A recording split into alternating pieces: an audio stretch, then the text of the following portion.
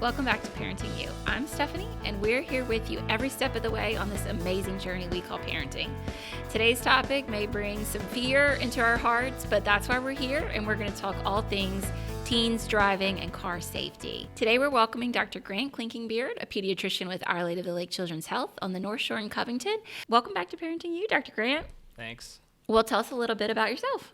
All right, so I'm a pediatrician. I do primary care in Covington. So we kind of service the Covington, Mandeville, Slidell, Hammond, kind of that whole general area up there, the North Shore department. Yeah. So primary care, I did my medical school at LSU New Orleans and then stayed in New Orleans to do residency as well. And so my wife and I and our little 2-year-old, well, almost 2-year-old, she is 21 months.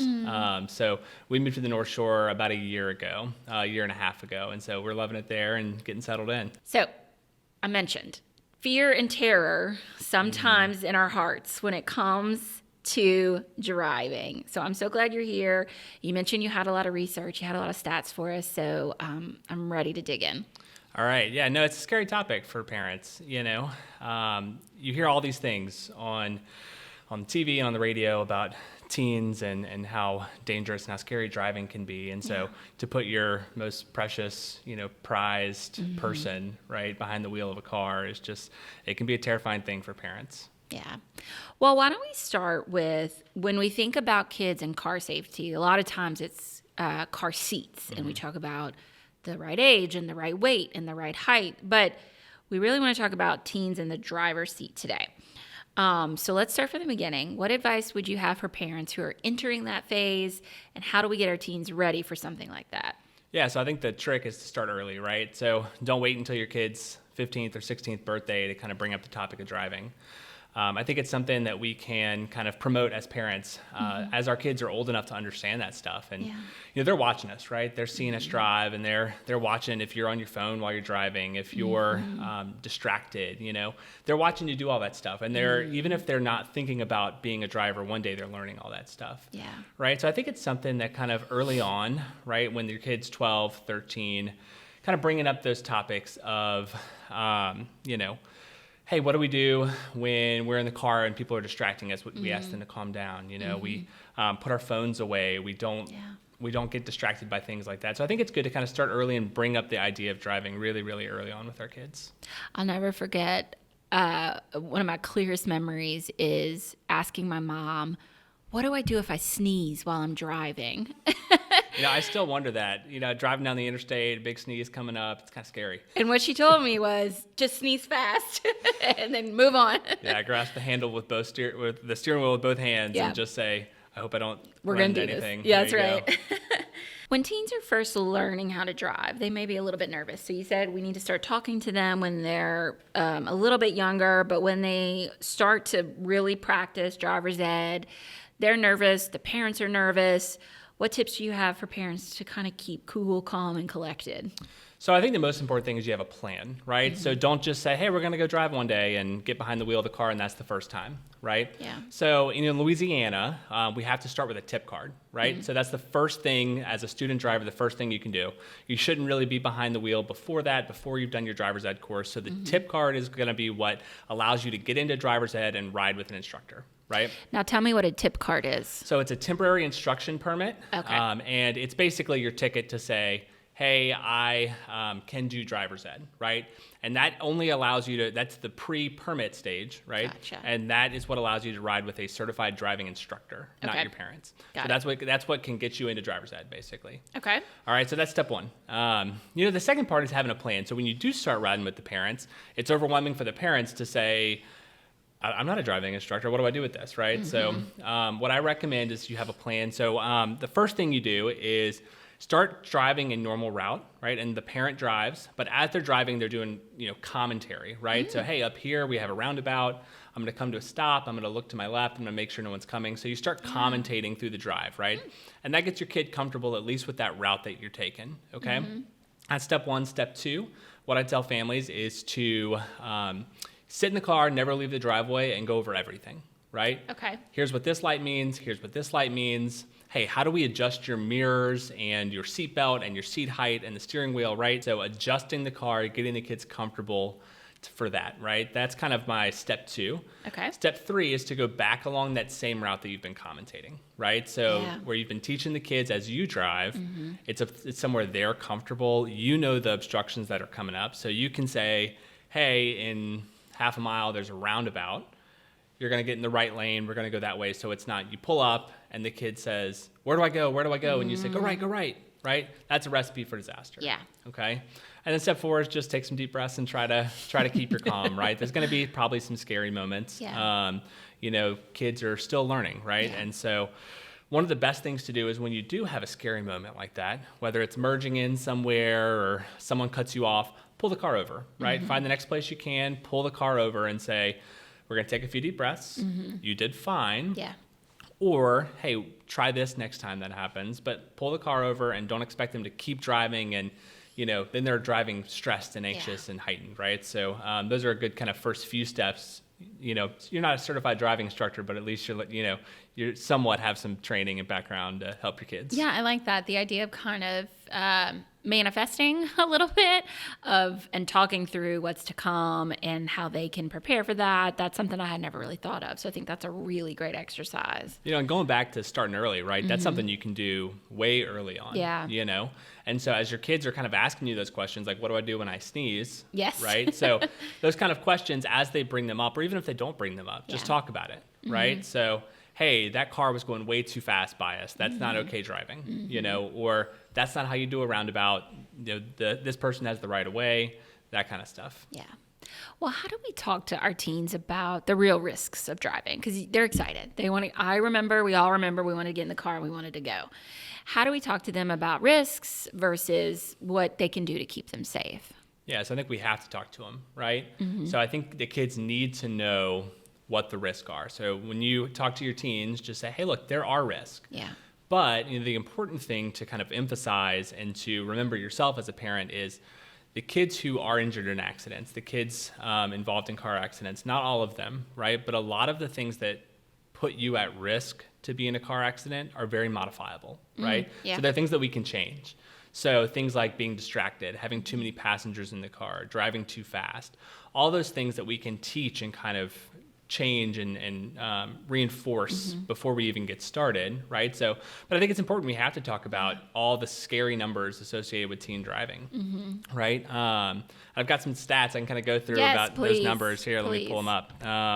The number 1 cause of death in teens is car accidents. Okay, great. So this is from starting off great. Yeah, no, it's scary, right? So as a pediatrician, why does this matter? Yeah. Why are we talking about it?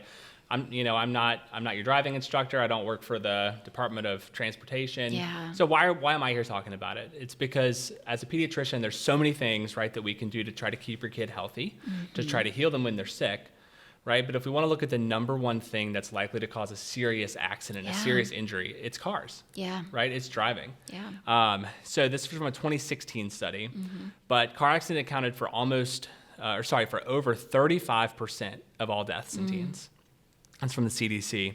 In 2016, almost 5,000 people were killed in crashes involving young drivers. So that's age 15 to 20, right? Okay. So these are big numbers. Now, not all of those were teenagers, but some were others that were killed in accidents involving teens. Yeah. So it's a big topic. It's an important topic, and we can talk over, antibiotics and sicknesses and all these things, but if I can change one thing about teenagers and help them to live a long and happy and fruitful life, it's going to be avoiding accidents when they're young. It's the driving behavior. Yeah. Wow, that's huge. Well, knowing all of that and knowing the real risks of driving, how do parents' attitudes, behaviors, approach shape how our teens are prepared? That's a tough question. So, when I think about teen driving and why it's why it can be such a dangerous thing, right? Yeah. You look at the differences between a teenager's brain and our brain, right? It's not just the experience behind the wheel. And the way in which we interact with our kids kind of can play into that as well. So I'll kind of go back to the background of that, right? So the developing brain, so certain parts are fully developed, whereas other parts are not. Right. So we talk about the amygdala, okay? That's fully developed in a teenager, more or less.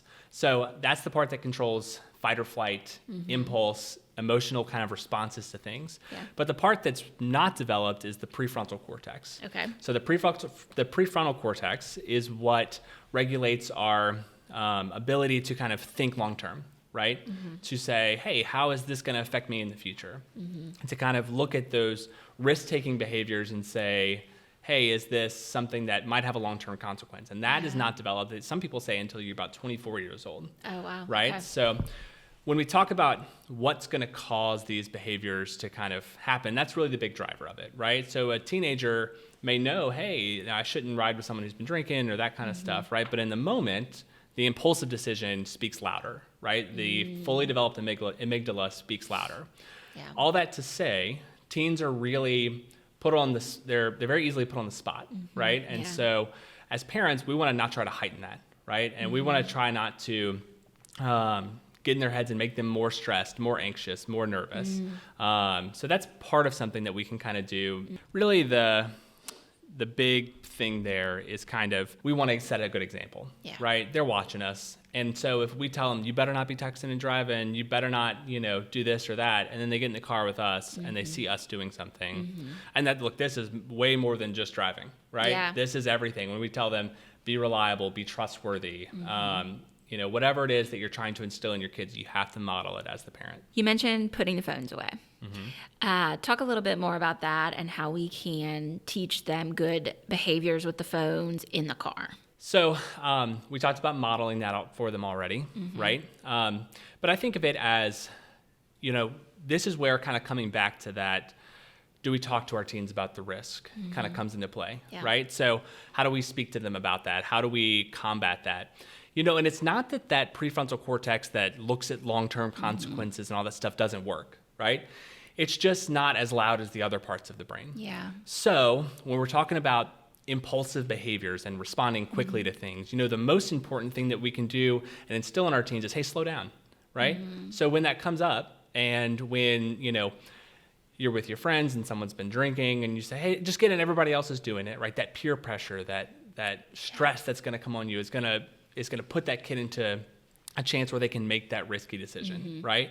And tell them, hey, slow down. Don't ever snap decisions to something, right? Yeah.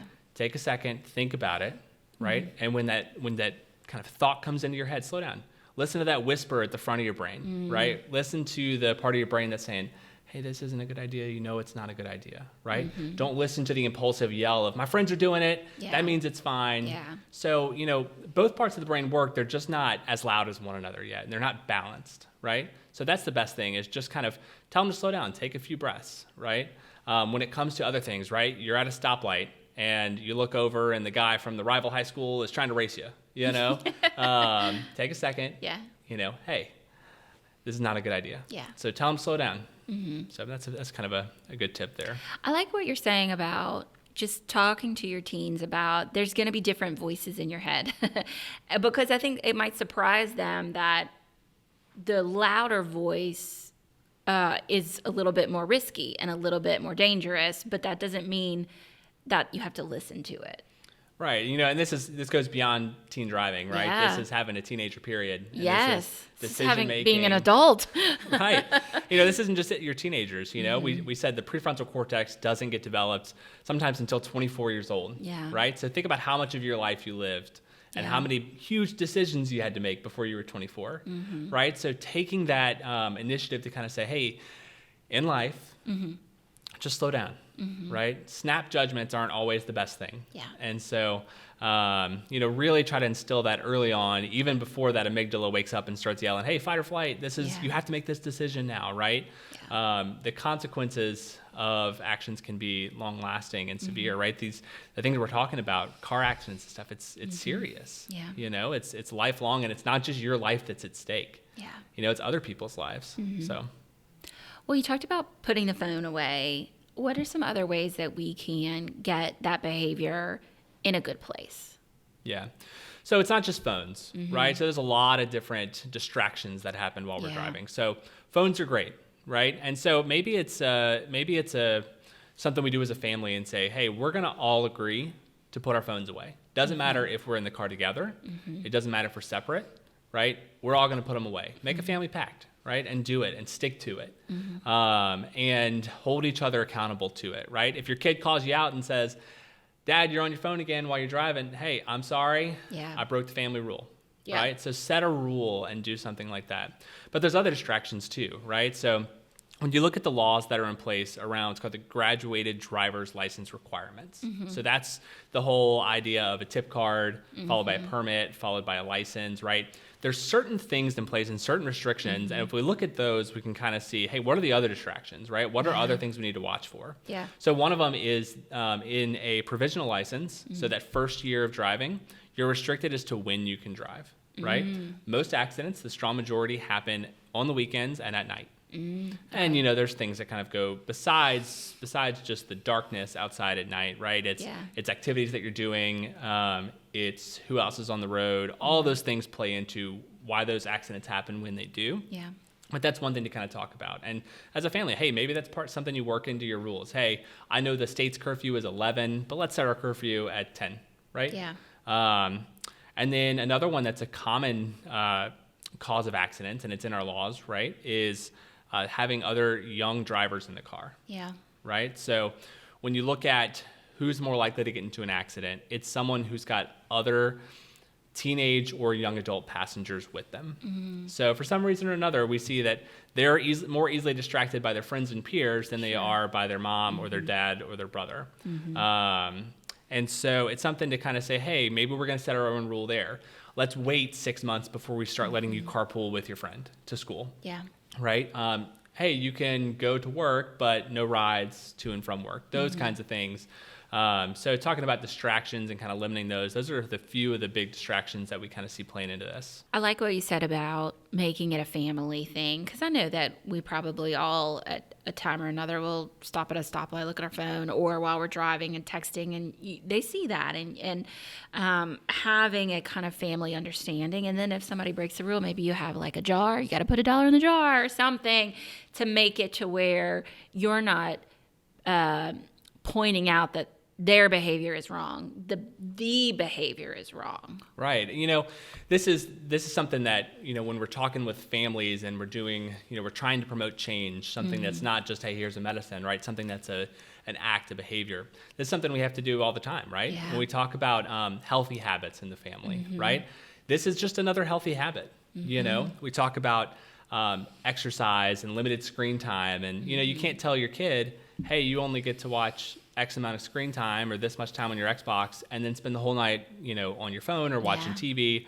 So all these things are things that you have to do as a family, right? And so I think it's a good idea, right? So set something on paper, and hold yourselves to it. I think it's good. The more I've done these episodes, the more I realize that parenting is really a refinement of yourself and not your children. Yeah. And a lot of times what it boils down to is, how are you creating healthy habits for yourself and the people that you're around and you're in charge of or are dependent on you. And I just think it's interesting that it's not just teaching kids, it's teaching ourselves. Oh, 100%, right? And that's lifetime health and everything, right? Yeah. If you want to raise someone to do it right, you want to teach someone to do it right, you got to do it right yourself. Let's chat a little bit about tracking apps. It's all the rage now. Life 360, insurance plugins, other ways to kind of track driving.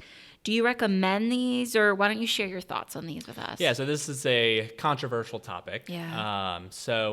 I think if you ask 100 pediatricians, some may say this and some may say something else, right? Yeah. My kind of personal thought on it is that they're totally fine, right? Mm-hmm. So I'm okay with tracking apps, right? I think they're good. Mm-hmm. I think they allow you to check in, hey, did they make it where they're going without sending them a text while they're driving, right? Right. So those things are important, right? You don't want to call them or text them if it's, you haven't heard from them in 30 minutes and then they're answering the phone, they're texting you back while they're driving, right? These are things that we can kind of say, hey, look, I'm going to look on my phone and see if you're there. Now, here's the kicker to it. It can't be a secret. So you cannot hide something in your kid's car. You can't tell them, no, we're not tracking you, right? But you really are. Exactly. So, truth and honesty is so, so important to any relationship, right? Yeah. And so you can't expect a kid to be honest with you and to say, Yeah, 100%. I'm going to tell you the truth all the time. If you're sneaking behind them, right? So it's so important to be honest. So I think they're fine. I think they have their place, and I think they're totally useful. But I think it should be common knowledge. Hey, my mom's tracking me. She knows where I am. They're going to think of it as an invasion of privacy, but you could also talk to them and be honest, like it's for safety. And you maybe even think about a family pact of tracking. Like we have it on all our phones. I can track dad, I can track whatever it is. Like if it's part of your family life, it may not feel as much of a targeted approach. Oh, 100%. You know, and the thing is that driving is something that is a new privilege to these kids, right? So it's something that, now look, sometimes it's going to feel like a privilege to the parents when you don't have to take them to basketball practice anymore, or to soccer practice, or whatever it is, right? So, but it's a new thing. And with that, there is a degree of risk. And I think going back to the risk of all this stuff, right? This is how parents can know, hey, let me just check in on them, make sure they're doing fine. But I think you're 100% right. I think right into the family contract, right? That says we're all going to put our phones away and we're all going to know where each other are. Right? And so I think truth and honesty is important in every single thing about family, or about parent and kid, relationships. No matter how hard it is. Yeah. So I have a 10-year-old, and she has outgrown her booster. She really wants to sit in the front seat now. What are kind of, not for the ones who are driving, but let's talk about a little bit of safety for tweens or teens who are riding. So the Louisiana law is that you should sit in the back seat until you're at least 13 years of age. And if that doesn't sound right, it's because it changed in 2019. Okay. So it didn't used to be that way. There used to be height requirements and weight requirements and things like that. But the law is that until you're 13, you're in the back.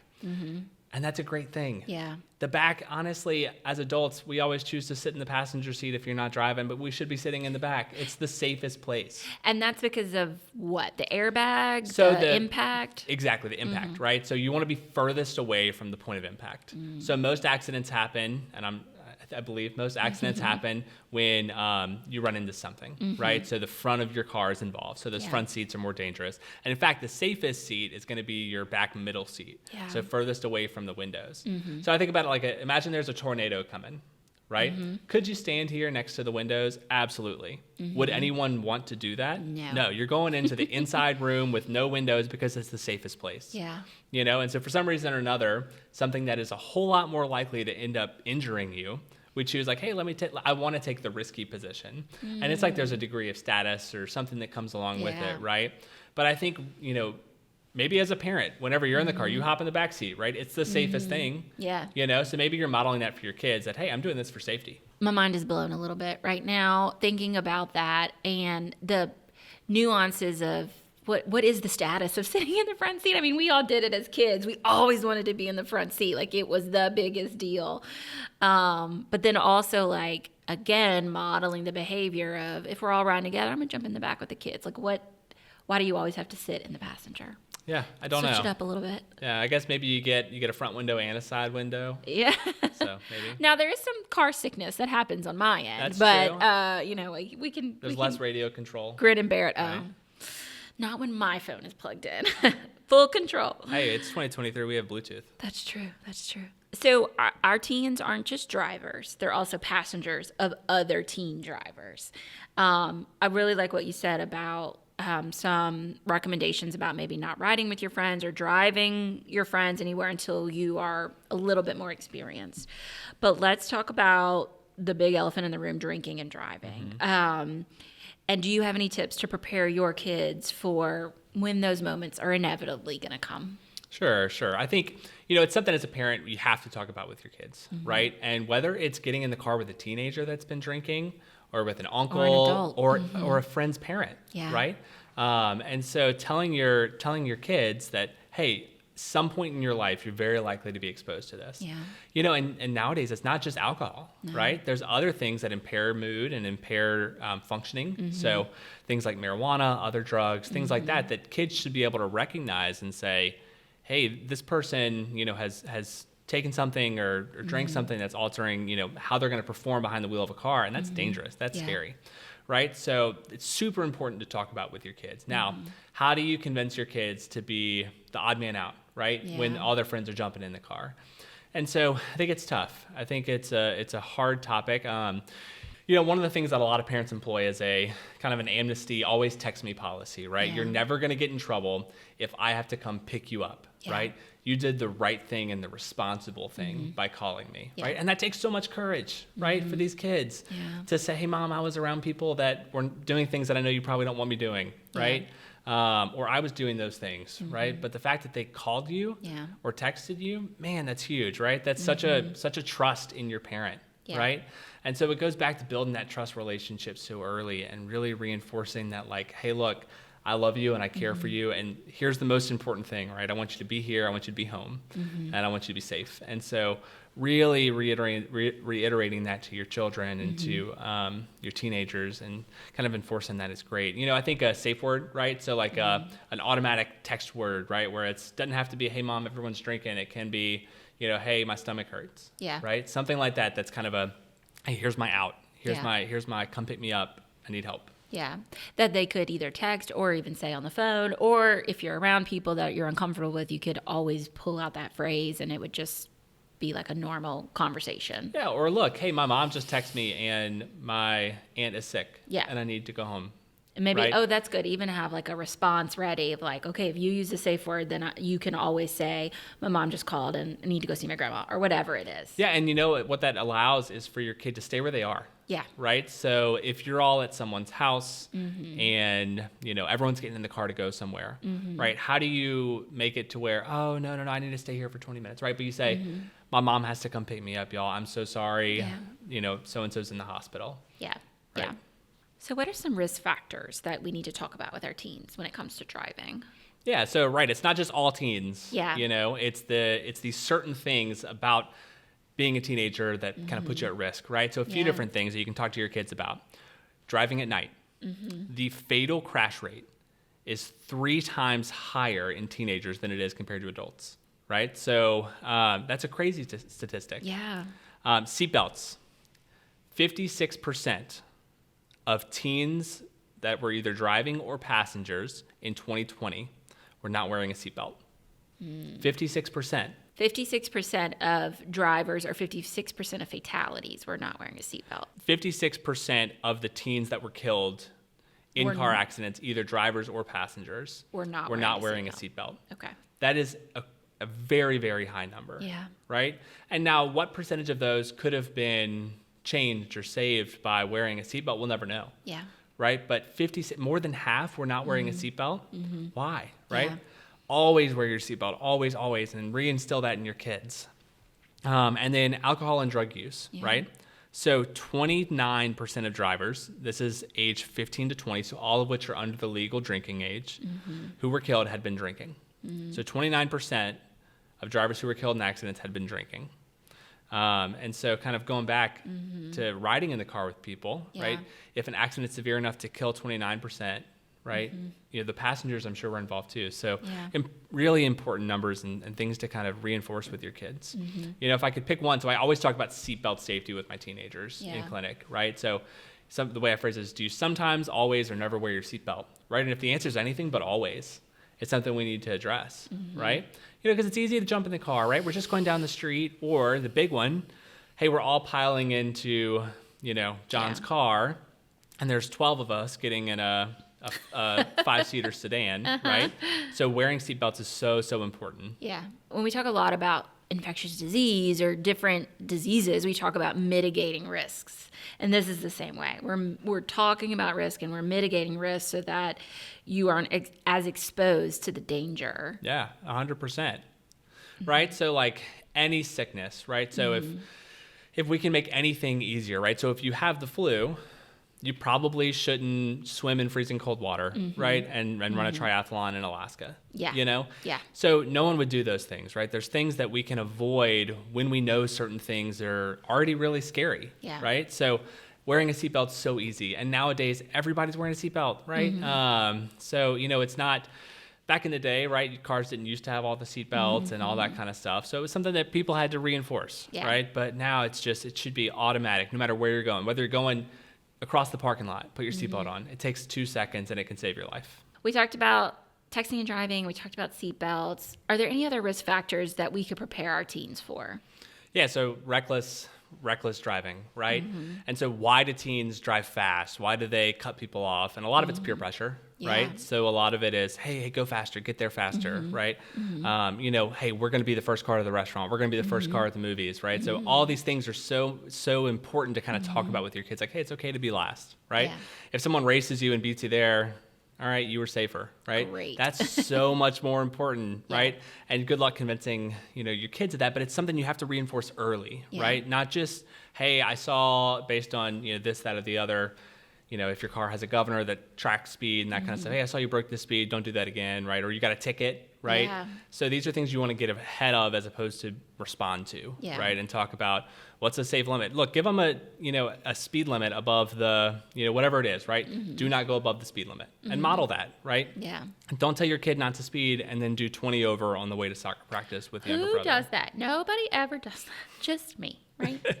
But that again goes back to that family pack, that kind of family understanding. And like just bring it up easily when you're driving down the interstate, right? And the guy in the left lane just blows by you at 100 miles an hour. Say, hey, that's not safe. Yeah.